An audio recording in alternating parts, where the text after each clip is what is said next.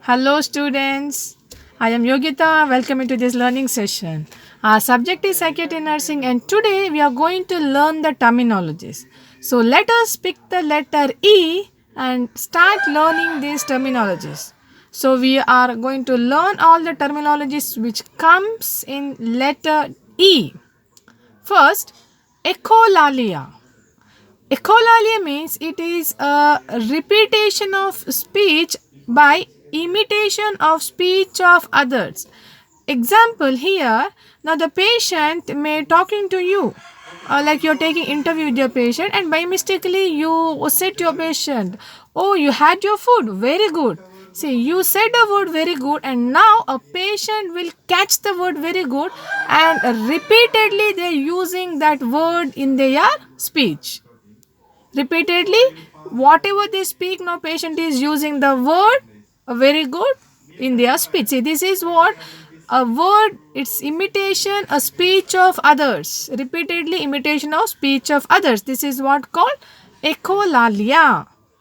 Next, echophrexia. This is also a same persistent repetition of imitation of action by others behavior. Now patient is talking to you, and you are doing like this. When you talk, you're doing like, you may have one hair here and you're doing that, or else you had a behavior, you did like this when you talk to your patient. Now patient pick up that action and they keep on doing that repeatedly. They're doing this. This is called a repetition, imitation of action which done by others. This is what called echophrexia. Next, ECT. ECT means electroconvulsive therapy.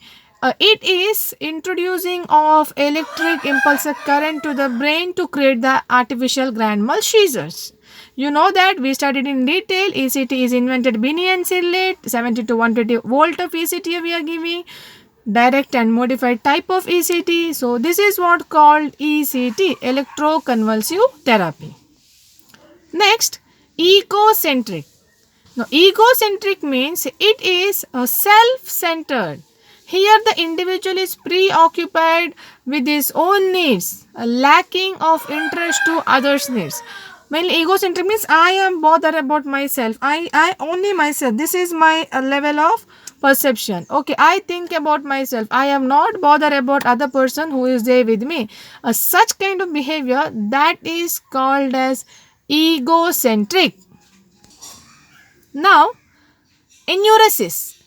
Enuresis means it is an involuntary passage of urine even after gaining a control over this activity. Okay, now here enuresis we can see in the small children, nighttime bed wetting. Maybe after age of 3 or 4, they are able to have control over their bladder and they will not pass the urine in their bed. But here enuresis is a condition where they are passing urine in nighttime bed. This is called enuresis. Next, anchropresis.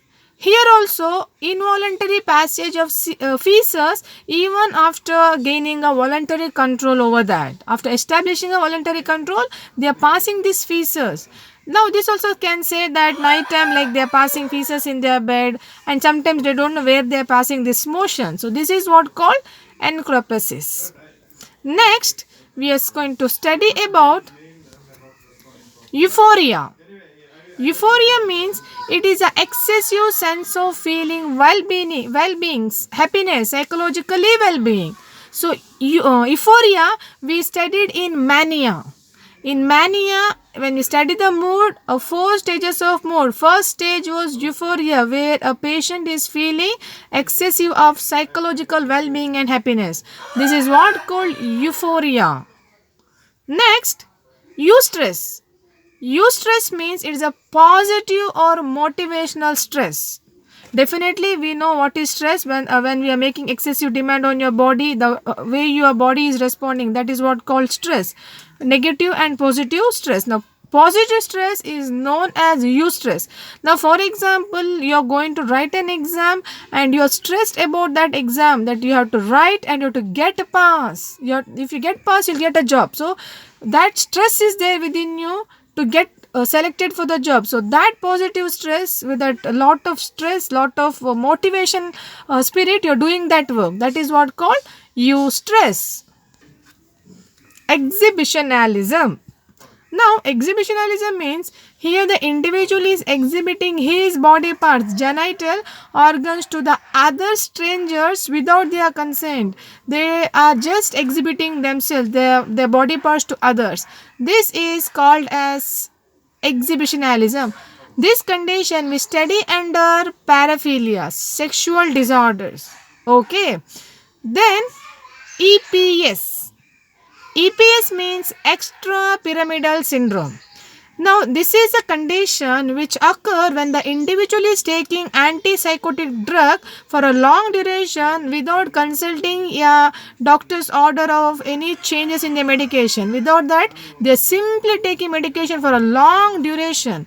Then they develop with such side effects, complaints like dystonia, muscle rigidity, tremors, chorea, akinesia, akaesthesia, these all conditions they will develop, then that is called as extra pyramidal syndrome.